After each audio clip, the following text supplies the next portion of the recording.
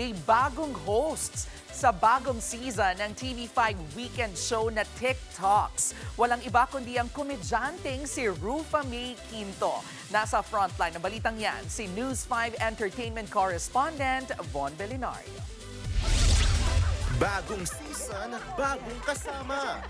Sa show na kwela pero laging may kwenta ang kwento, ang TikToks. Kasama pa rin dyan sina Pat P. Daza, G3 San Diego, Alex Calleja, Miss Corina Sanchez at ang bagong ka-TikTok na si Rufa May Quinto. Say ni Alex, kakaibang dynamics ang hatid sa kanila ni Rufa May. Nagkaroon ng balance lalo. In terms of, ako kasing malokong lalaki.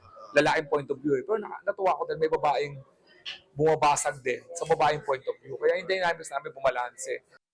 Pangako nila ang mas makabuluhang kwentuhan ng mga napapanahong issue. Ang atake namin ngayon is mas, kung may latest na issue, pag-uusapan namin. Pero hahaluan pa rin namin ng yung mga usapang kung ano-ano lang. Bukod sa TikToks at iba pang gig, abangan din si Alex sa upcoming Matsuri Festival, ang colorful Japanese festival na highlight ang Japanese at Filipino culture. Isa si Alex sa mga magpe-perform sa Matsuri Festival. Bukod dyan, ilalabas na rin ang bagong comedy special niya sa Netflix. Kung natawa kayo sa tamang panahon, ibang Alex Callejo kasi napaka-safe.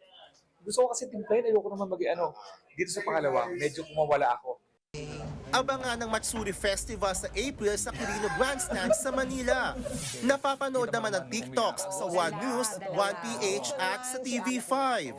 Nagbabalita mula sa Frontline, Von Belinario, News 5. Mga kapatid, Jervy Wrightson po, eto na nga. Para sa latest showbiz news at iba pang kay-alaman, mag-follow at mag-subscribe na sa social media pages ng News 5.